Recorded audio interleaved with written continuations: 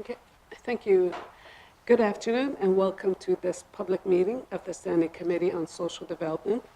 My name is Jane Wayalin Armstrong and I am the MLA for Montpellier Clichy Region and Chair of the Standing Committee on Social Development. I will now ask Minister in the room to, sorry about that. I will now ask the members in the room to introduce themselves for the record. Thank you. Okay. You do her. Oh, okay. Hello, I'm Cheryl Yakalai. I'm a member for the DECHO. Thank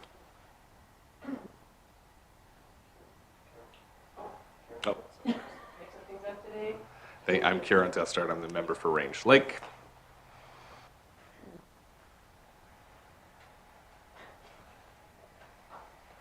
Good afternoon, Danny McNeely representing the Sawtooth.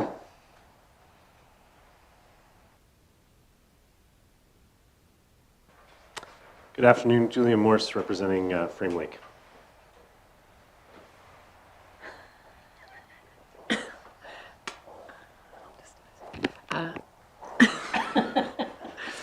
Good afternoon, Shauna Morgan, MLA for Yellowknife North. Okay. Do we have anybody online? Robert Hawkins, I see you online. Okay. Okay, we have one more.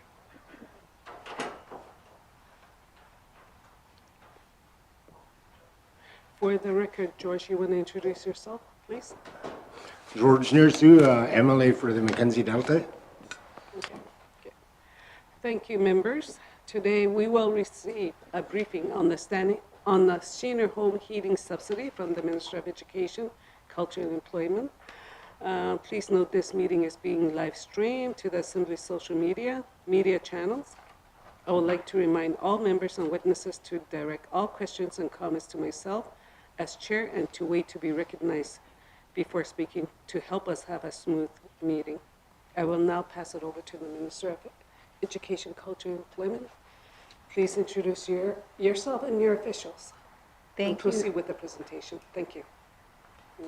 Thank you very much, Madam Chair. Madam Chair, my name is Caitlin Cleveland. I'm the Minister of Education, Culture and Employment. And I'd like to start off by thanking yourself and committee for inviting me here today to speak about, or speak to the Standing Committee about Seniors Home Heating Subsidy. Today I'm joined by Deputy Minister Jamie Fulford, as well as Assistant Deputy Minister Nicole Beauchamp. And in the back we have Julia Mott, who's the Senior Advisor to the Deputy Minister, along with Nigel Woodruff, who is my Ministerial Special Advisor. Madam Chair, the Seniors Home Heating Subsidy offers low to modest income seniors with assistance with their heating costs. However, it is not intended to cover the full heating cost. The Seniors Home Heating Subsidy provides a set amount for each month during the 8-month subsidy period to help ensure eligible seniors are supported during the coldest months and to help seniors budget for their remaining heating costs. I fully support the home heating subsidy and know the importance of the program to our seniors. However, any changes to the program, including changes to the income thresholds or rates, would require an investment from the government. I'd like to confirm to the committee that the program is not considered to be temporary. The department has prepared a presentation to inform committee about the Seniors Home Heating Subsidy, including eligibility, statistical information, and recent changes. Thank you, Madam Chair. This concludes my opening remarks, and if committee agrees through yourself, I would love to pass the microphone over to ADM Beauchamp. Yes, please proceed, Ms. Beauchamp.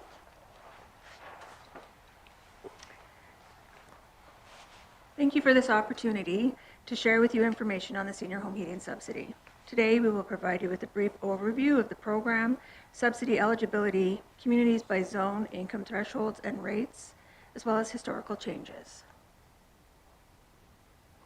The Senior Home Heating Subsidy is intended to assist low to modest income seniors in the Northwest Territories with their heating costs. It is not intended to cover all heating costs, and as such, seniors do have to contribute to their own heating. To be eligible for the Senior Home Heating Subsidy, seniors must be at least 60 years of age, reside in the Northwest Territories, either own or rent their own home, and use it as their primary residence, and meet the income threshold based on the community they reside. The subsidy provides a monthly payment between September and April. This ensures that seniors are supported during the coldest months and provides a guaranteed amount to help seniors better budget their heating costs. Eligibility is based on the senior's net income from the previous calendar year, line 23600 of their Notice of Assessment from the Canada Revenue Agency. Line 23600 is the net income of an individual and is used to calculate federal, provincial, and territorial non-refundable tax credits, such as GST, Canada Child Benefit, and within the Northwest Territories, the income assistance for seniors and persons with disabilities and senior home heating subsidy. The subsidy payments are not taxable, but reportable to the Canada Revenue Agency. In July of this year, the department launched the new income assistance for seniors and persons with disabilities, and in doing so have combined the application for senior home heating subsidy with this new program. By having one application, the department can determine which program better suits the financial needs of the senior. For example, a senior may have typically applied for senior home heating when in fact they actually qualify for benefits under the income assistance program. And the income assistance program can actually assist with the full costs of heating fuel as opposed to the monthly subsidy amount. Seniors are required to apply each year and submit proof of income. First-time applicants are also required to provide proof of age, proof of home ownership, in addition to their application and proof of income. Once an application is approved, the department issues a letter to the senior and supplier advising them both of the monthly and total amount of the subsidy, as well as the period covered. In saying that, seniors are responsible for choosing their own fuel supplier and for arranging fuel and wood deliveries through their supplier. The department makes every effort to accommodate the seniors' needs, which include having the subsidy paid to the senior or to their fuel supplier, or receiving a lump sum at the beginning of the subsidy period so that they can purchase their wood supply in advance. As noted, the senior home heating subsidy is based on a senior meeting the income threshold based on the community they reside in, which will be highlighted in the coming slides. In determining the net income, the department uses line 23600 of the senior's income tax notice of assessment for the previous calendar year, and then deducts the amount the senior received under the subsidy in previous years, deducts any Canada Pension Plan disability payments, and provided the balance is less than the income threshold for that community, the senior will qualify. Seniors that do not qualify due to their income exceeding the income threshold may request a reassessment based on their income for the current calendar year. In order for the reassessment to be completed, the applicant must provide their notice of assessment, verification of income for the current year, which includes pay stubs, pension statements, RRSP statements, and bank statements. A current year reassessment is based on the current calendar year from January through December. The department will then use the actual income received to date and estimate for the remainder of the year based on declared monthly income. If the income is less than the income threshold, they will then qualify for the subsidy. Seniors who do not qualify for the senior home subsidy or are not satisfied with the decision may appeal. Appeals are heard through an internal appeals committee where seniors and department representatives are invited to participate. As previously mentioned, the senior home heating subsidy income thresholds and subsidy rates are based on the community the senior resides in, and communities are separated into 3 zones that have similar community price index.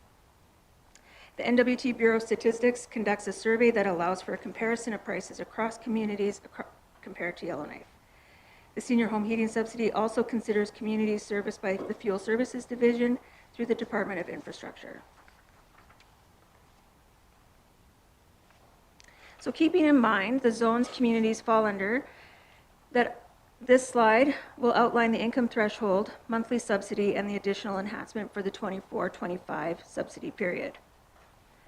The senior home heating subsidy is intended to assist low to modest income seniors with heating their homes. As mentioned before, the subsidy is not intended to cover all expenses, and seniors are required to contribute. The department relies on suppliers to charge a fair and equitable amount to seniors. As the minister mentioned in her opening remarks, the department has increased the monthly subsidy for seniors residing in Norman Wells as a result of the barge cancellation. Over the past 5 fiscal years, 945 seniors across the territory have qualified for senior home heating subsidy at least once. The current 24-25 subsidy period is still in progress and is why the numbers are not represented here. To date, approximately 300 applications have been approved for the senior home heating subsidy. During the 21-22 fiscal year, the subsidy experienced a peak in approved applications. There are many variables that may have contributed to this increase, including the impact COVID-19 had on a senior's household income.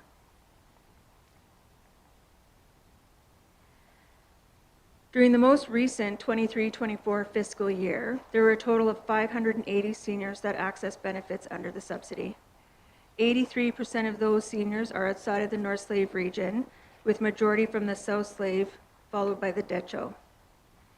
The fluctuation in approved applications can be attributed to seniors having higher incomes in some communities, regions, as well as the population of seniors in those communities.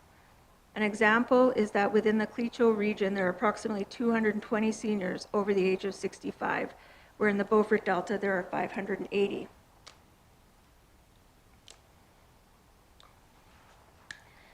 This slide provides information on the average household income for seniors that have been approved for the senior home heating subsidy. The average household income within the territory is $35,437. It is important to note that this is not reflective of seniors' income throughout the territory and is only representative of those that are approved for this subsidy. Approximately 93% of seniors that apply for the subsidy have an income less than $56,000, and 4% have an income between 56 and 64, while 3% have an income between 64 and 73. The fluctuation in the average income is reflective of the different income thresholds based on zones. According to the NWT Bureau of Statistics, the average income for individuals in the Northwest Territories between the age of 55 to 64 is $84,522, which drops significantly to $64,780 when a senior turns 65. Noting that the average income provided here are for individuals and does not include combined incomes. The Clecho region is the lowest, with the North Slave Yellowknife significantly higher. So in 2018, the department made significant changes to the senior home heating subsidy program, which changed the program from a fuel allocation to a monetary system. It also removed the phase-out income thresholds so that there was one income threshold and all eligible seniors would qualify for this full subsidy amount. In 2019, ECE conducted an internal assessment that examined the senior home heating subsidy changes introduced in 2018. We found that more seniors received benefits and more seniors were able to access the full amount of the benefit. ECE, the department, regularly monitors the heating costs and has been able to provide enhancements to reflect this over the past 3 years in order to meet the needs of seniors. In 2023, the department changed the program to ensure subsidy payments were provided during the coldest months of the year, from September through April. And in 2024, the department launched the new income assistance for seniors and persons with disabilities. And as part of this new program, the department has introduced one application for both programs.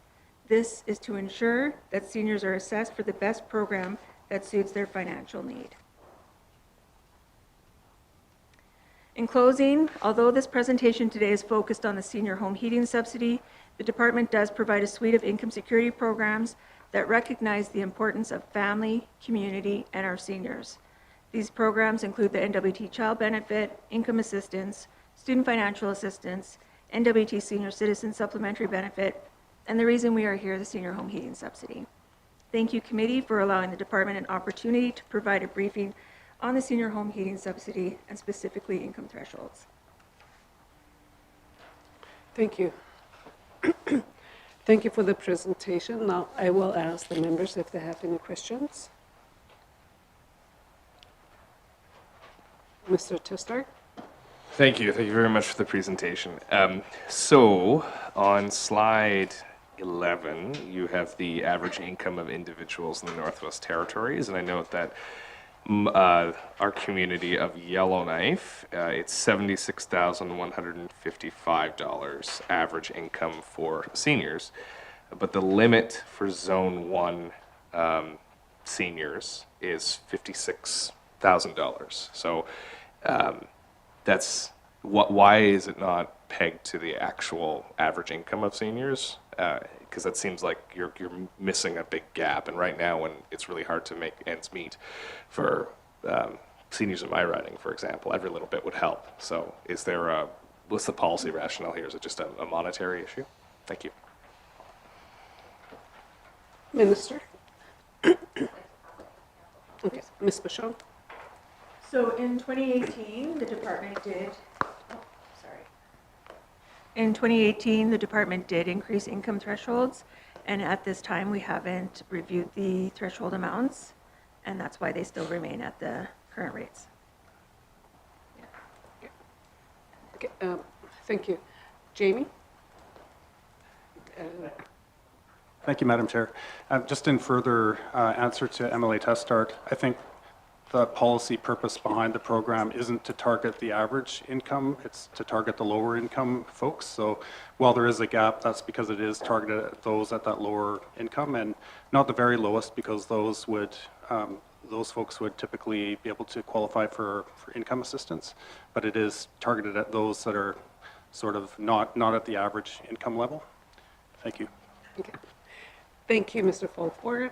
Or, yeah, so Mr. Tester, do you have a follow-up? Yeah, and I appreciate that because it is not, but it's a program that's kind of in that weird space that's not full income assistance, which is like for the poorest of the poor. And I guess where things are so hard right now, I'm worried that if we don't provide kind of more benefits to people, they're going to fall into those categories, and ultimately it's going to cost the government more when if we we're a bit more generous in some of these subsidies and benefit program and will keep people in their homes longer, right? Which means we don't have to provide long-term care spaces, which are much more expensive. We don't have to provide bailouts to communities that are going through resupply issues like in the SAW2, right? So if we provide these cushions and stabilize people's income, it's just better to stabilize the very expensive lifestyle in the Northwest Territories, and we want to keep seniors here for longer. And most seniors, or many seniors, don't stay, especially in Yellowknife. They go somewhere else. So, is there any thought to increasing the program, or at least tying it to some form of inflationary mechanism, so it goes up over time, even if it's not the average income, it's still increasing based on need? Because right now, if it hasn't been reassessed since 2018, there has been fluctuations even in that lesser, that middle income bracket. Thank you. Okay. Thank you. Minister? Thank you very much, Madam Chair. No, I absolutely hear the member that there's definitely a lot drawing on people's pocketbooks these days.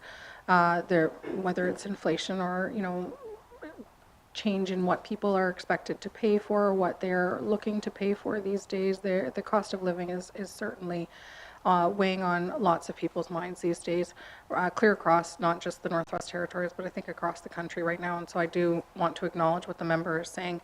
The goal of the program is to constantly watch that flux of the cost of fuel, which we know is going up. And as ADM Beauchamp did refer to, constantly monitoring the cost of fuel to make sure that we are ensuring the program is responsive to that 80% level that is the target. But I hear the member as far as potentially also needing to look at the thresholds as well and making sure that we are monitoring not only the cost of fuel but also monitoring the livelihoods of seniors in the territory. Thank you. Mr. McNeely? Thank you, Madam Chair. I'm just looking at the opening comment there, Minister, on the paragraph where you say, I fully support the senior home heating subsidy and know the importance of the program, which I totally agree, to our seniors community. And then it says, however, any changes to the program, in brackets including changes to the threshold income and rates. So that's a fixed program now with it, no allowance for amendments or changes to reflect what my previous colleague had said on CPI indexing. Thank you, Madam Chair. Thank you. Minister? Thank you very much, Madam Chair. So with any increases to that magnitude to this program, it would require that I would need to go back and look for increases from FMB, or sorry, from the Financial Management Board. Right now, any increases that we have currently borne as far as the increase to cost of fuel are certainly ones that or the Department of Education, Culture and Employment has had to fund from within to make sure that we are keeping up. And as you can imagine, there's only so far we can go as far as funding from within. Jamie, would you like to add anything to that? Madam Chair, may I pass to the Deputy Minister as well? Yes, please. Proceed. Yeah, and thank you, Minister. Thank you, Madam Chair. And so far, the focus has been, I think, as the Minister alluded to, on trying to maintain the 80%. So taking care of the bulk of those costs for seniors, and not as much on the threshold, but that's what the goal has been to date. Certainly, and I think the Minister can elaborate on this, there have been changes made for the unique circumstances of Norman Wells, where we saw extraordinary fuel increases like we've never seen before, more than doubling. One of the flexibilities of this program is that it's in policy, it's not legislated, so we're able to pivot fairly quickly. But I think the Minister, you may well have more questions on that, Emily McNeely. Thank you. Okay. Thank you. Mr. McNeely? Well, I'm glad to hear that the Minister and the Deputy Minister are agreeable to change to reflect the actual costs. And I kind of moved that chart here on zone 1, 2, and 3 there on slide 6 to make room for a zone 4. So we'll put Norman Wells in that zone 4. But I would say in my review and what I've heard here is from seniors that are accessing the program, increasing the threshold was one recommendation. And yes, I know our hydro is being subsidized by the ratepayers. Is there room for this program to include a subsidy for the hydro per household or per client? Thank you, Madam Chair. Thank you. Minister? Sorry, just to make sure that I understand the question. So similar to the way that higher income households would subsidize hydro, the member is wondering if higher income households would also subsidize seniors' home heating subsidy. Is that the question? Thank you, Madam Chair. Mr. Thank you, Madam Chair, and thanks, Minister. I'm just saying, if you visualize a client, a senior that's over 65, still eligible to drive their vehicle, and they have to plug it in during those cold months, which is targeted by this program to subsidize during those 8 months. Now he or she may plug in their vehicle, which adds cost to the power bill. So is there room to include compensation through a subsidy and expand on this program to include that additional cost of hydro? Thank you, Madam Chair. Okay, yes. Minister? Thank you very much, Madam Chair. Madam Chair, this program here is specific to seniors' home heating, but if seniors are in a situation where their expenses are greater than their income, then this might not be the program for them. And it might be, in fact, that the income assistance program for seniors and persons with disabilities is the program that they should be under if their expenses are greater than their income. I think for the disability, isn't there an age limit, like 65, that they're eligible for that program? And after 65, it's, yeah. So I think there is an age limit for that. I'm not too sure, but maybe you can explain to us more. Thank you. Thank you very much, Madam Chair. So, Madam Chair, both programs are tailored towards seniors, and the income assistance one is persons who are seniors and persons with disabilities. Yeah, that's all I wanted to say to Madam Chair. Pass on the mic to other colleagues Yes, here. okay. I love this program. Heard a lot of good, positive things about it. I just wanted to broaden to include the hydro expense. Okay, yes, thank you. Now we'll go on to Ms. Yakalaya, and then, Thank you, Madam Chair. I'm a little bit confused. What I have in my notes is, it's geared for people that are 60 years old, 60 years and older. But what about with the average income? What about the people with disabilities? What age are they qualified for? Like what if they apply for the home heating subsidy, and do they have to be 60 or over for disability, or is that different? Thank you. Thank you, Madam Chair. yeah, okay, thank you. Minister? Thank you very much, Madam Chair. So for the purposes of these programs, a senior and elder is considered 60 and over. So that's both for the seniors home heating subsidy and the income assistance program, for someone to be, income assistance for seniors and persons with disabilities. To be considered a senior for that program, also 60. However, persons with disabilities just need to be the age of the majority, so 19 and over. And they go through a process of working with a healthcare practitioner to also get a form of certification of the disability that they're bringing forward as well to be eligible for the program. Okay. Ms. Yakalaya, do you have a follow-up? Thank you. Yeah, the other question I had was, in here it says the seniors, they choose their own supplier. So they have a choice of where they get the fuel subsidy or the fuel from, right? Okay, that's, yeah, that's the only other question I had. Okay, so, okay, thank you. Thank you, Ms. Yakalaya. I think that was more of a comment. Yeah, okay. Okay. Yes, okay, we'll do that then. Thank you, Madam Chair. Just for the benefit of people who are listening online, yes, one of the options is to select your supplier, and seniors are expected to coordinate that with their supplier. Okay, thank you. Mr. Morris, do you have a question? Thank you, Madam Chair. Yeah, so I'm curious in understanding when the income thresholds were established, and how do they reflect the current inflation since their establishment, I guess, is the question. Minister? Thank you so much.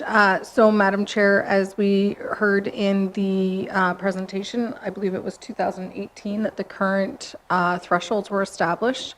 But as far as how they are reflected in today's world, I simply don't have that level of detail with me here today. Okay, thank you. So we will get it after then. Mr. Morris, do you have a follow-up? Yeah, thank you. I mean, I'm a little bit confused with that we don't have that level of detail. It seems like either current levels of inflation are reflected or they're not. So I guess that really is my question. Are we reflecting inflation? It sounds like we're not, but maybe the minister would like to clarify a bit more if the current income thresholds actually reflect the today's costs. Thank you. Minister? Thank you very much. Madam Chair, these income thresholds were established in 2018 and have been the same since 2018. Maybe for greater clarification or detail, I can pass to the Deputy Minister. Olfer? Thanks, Madam Chair. Yeah, really nothing to add to what the minister said. They haven't been updated since 2018. Okay, thank you. Okay. Mr. Nursu, do you have a question? Yes, thank you. I just have one question. I often get calls from seniors saying that they cannot meet this program does not meet their needs, and it's it's been stated that this program is not to cover the full cost. And I've often had to tell the clients that, but is your staff educated to let these people know, or they just go there and sign their name and then they're out the door? Because they're often calling me saying that this costs, and they're not getting any information in regards to how much they're eligible for, and I've often received those, and I had to tell them that this is not to cover the whole cost of their heating, but you know, if your staff at the regional level or community level can make them aware of that, it'll make things a lot easier for them, so they can make make arrangements to make ends meet, rather than think that this is going to cover their whole costs for the whole month. Ms. Minister? Thank you very much, Madam Chair. So, Madam Chair, one of the changes that was made this summer was creating a common form for both the income assistance program for persons, or seniors and persons with disabilities, as well as the seniors home heating subsidy. So it's a common form now, it's all in one place. And perhaps for further detail on kind of the operational interaction for residents, I can pass to Assistant Deputy Minister Beauchamp. Okay, Ms. Beauchamp? Hey, yes, thank you for that great question.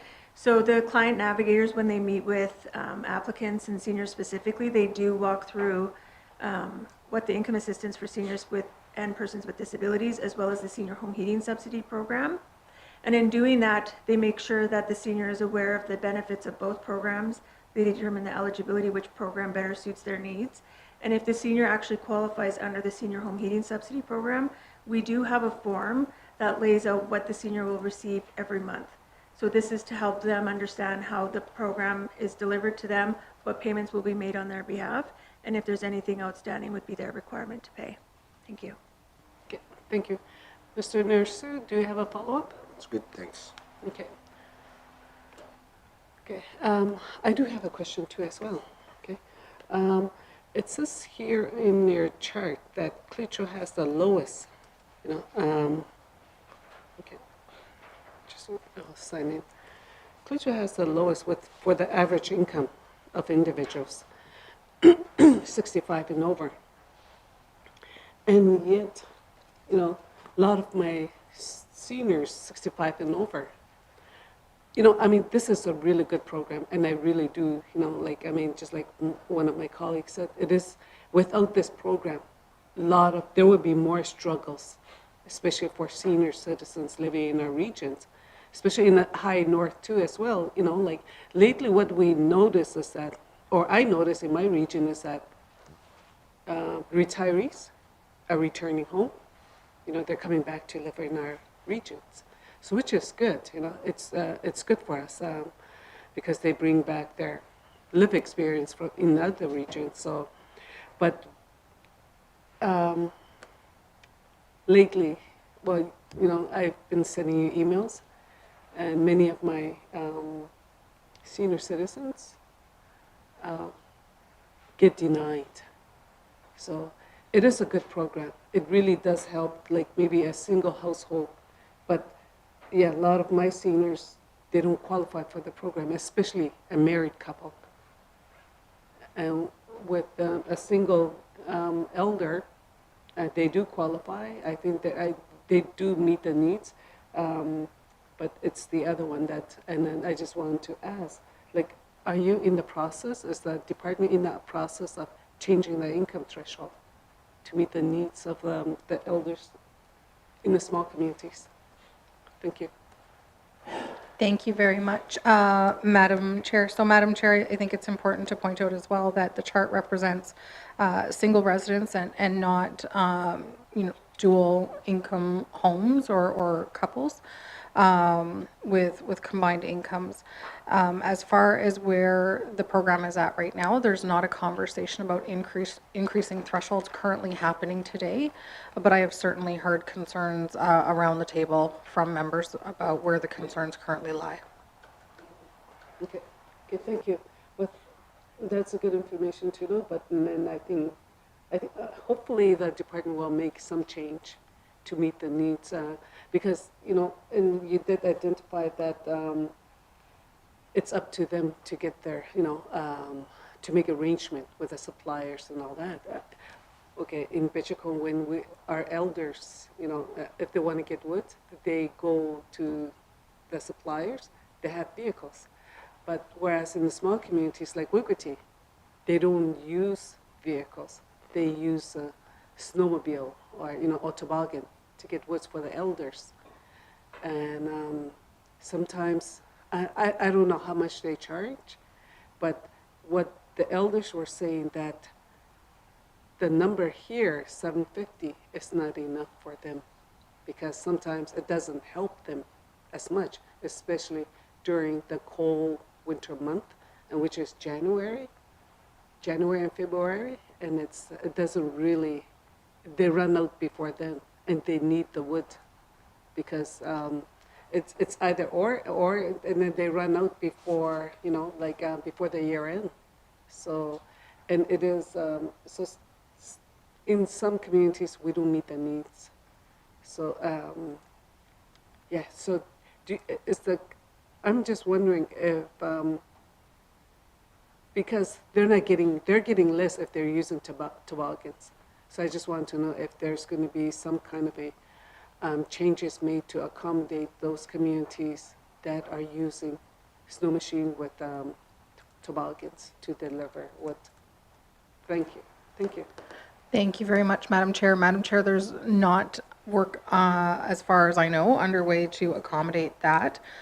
There are certainly options that the department has put in place. For example, people being able to pull a lump sum pay, or like a lump sum to access greater quantities of wood, acknowledging that wood comes in a different way than heating fuel. Do you have anything that you'd like to add to that one? I think Or- possibly Nikki might be able to. ADM Beauchamp? Yeah, and just in follow-up with the minister, the client navigators do work closely with the clients, and they should be. And in doing that, we do acknowledge that sometimes wood costs are different and fluctuate between communities and regions. And so if there is an opportunity for a client or a senior in January who is saying, I need more wood this month, we can then provide them with a little bit more, noting that they still can only receive up to the maximum allotment per the year.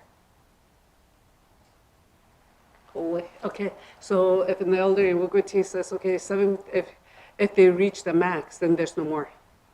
Is that what you're saying? Or there must be some ways that the department can accommodate. Okay, thank you.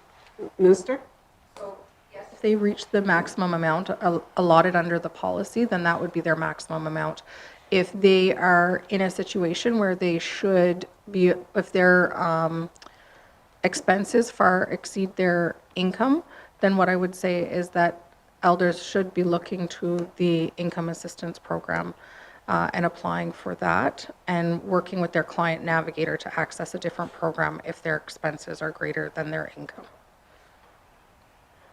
Okay, is there anybody else that would like to have a second round of questions? Okay, Ms. Yakalai. Thank you. Thank you. You did say that the department is in the process of, is not in the process of changing the income threshold. When does the department do a reassessment, like to really look at the cost of living, because it's not matching up right now? So if and when the department is going to do it, it's been 2018. Since 2018, when is the next update they're going to do to raise the income threshold? Thank you. Okay, thank you, Minister. Thank you very much, Madam Chair. So, Madam Chair, our focus up to this point has been really focusing on investing dollars on the subsidy that seniors are receiving under that threshold. So we're still investing into the program and have been able to do so up to this point by using funding from within, using dollars that already exist within the Department of Education, Culture and Employment to really ensure that we're hitting that 80% cost of fuel target. And that's where we've been investing dollars from the department into the program. Thank you. Ms. Yakalai, do you have a follow-up? Yeah, so you said you're investing in the 80% of fuel costed, so when will you do another program? I guess it would be called an overview, or where they look at the cost of living. It's right now you said it's so much, but are you gonna do another one to, you know what I mean? It's like, when are you gonna do, it's kind of like a reassessment or reevaluation. Thank you. Minister? Thank you very much, Madam Chair. No, I know exactly what the member is talking about. The member is talking about reevaluating the thresholds, and I appreciate that. And I've heard from multiple members here today that that is their primary concern, is the value of the threshold. And certainly appreciate that. It would have a significant impact on the bottom line of this program to increase the thresholds. We would expect to, of course, see more people qualify for the program, and it would be something that I would need to certainly return to the Financial Management Board with. However, given where we are as far as our financial sustainability of the government, it is certainly a competitive space, but this is certainly a program that the government supports, that ECE certainly supports, and that I support and want to see succeed and continue to support elders and seniors in the territory. Thank you. Thank you. Ms. Yakala? No? No. Okay, okay. You know the communities by zones? Zone 1, 2, 3? Okay. And zone 1, 2, 3 were up to 73,000 for the zone 3. And total enhanced monthly subsidy is 750. How did you guys get this number? Because for me, I don't agree with this, where, like here, okay, like a Clavic, that's higher up north. Things are expensive. Paultuck, it's expensive. Sachs Harbor, compared to some of those communities in the southern part of the territory. And this year with SAT2, in, fuel, we're in crisis situation with the SAT2. So why, I mean, for me, I don't agree with how this is done, because what I would like to see in the future, is that the income threshold, the threshold should be done differently for each community, because our needs are different. Like higher up north, their needs are different than the south. So, this is just me, but I don't know, but I did a member statement on it before as well, where, that these thresholds should not be the same. But I just wanted to know, how did you guys get to this number when, I know you use the income tax assessment, but it's just that things are more expensive in the Clavic than in some of the southern, they're all expensive because they're all fly-in communities. Looking at this, they are all fly-in communities, so it's more expensive, but it's just that I don't know if, I think this zone 3 should be we should really reconsider how it is set up. So I just want to know how you guys got to this number. Thank you. Thank you very much, Madam Chair. So before I pass over to Assistant Deputy Minister Beauchamp to go into the finer details of how they got to this exact division of communities based on the cost of living of those communities, I wanted to first point out that acknowledging the increase in cost of fuel for Norman Wells, that Norman Wells, as you can see, is traditionally found in Zone 3, but we have increased the enhanced subsidy monthly amount from $750 to $1455 for Norman Wells, in acknowledgement that it is higher cost these days, and we'll continue to monitor the actual cost of fuel to make sure that we're being responsive. But with that, I would like to pass to Assistant Deputy Minister Beauchamp. Yeah, Ms. Bishop? Yes, thank you. So in determining the zones, we do look at the community price index, and we also looked at the prices through the fuel services division. And so we combine them in various zones to make sure that those communities were represented properly. In determining the amounts, we actually look at the average fuel consumption, and we get this information through Housing NWT, and we base that average household consumption, multiply it by what the average fuel cost is, and then divide it by the 80% to get that number. Thank you. So you consulted with the House of NWT. Should have consulted with Mr. Nursu. Yeah, so, I mean, it should have been good if private homeowners should have been considered. Yeah, well, thank you. Is there any more questions? If there's no more questions, then I would like to say thank you. Thank you very much to Minister and her staff for joining us today. This concludes the public briefing of our meeting on Seniors Home Heating Subsidy Program. Thank you. Thank you, Minister.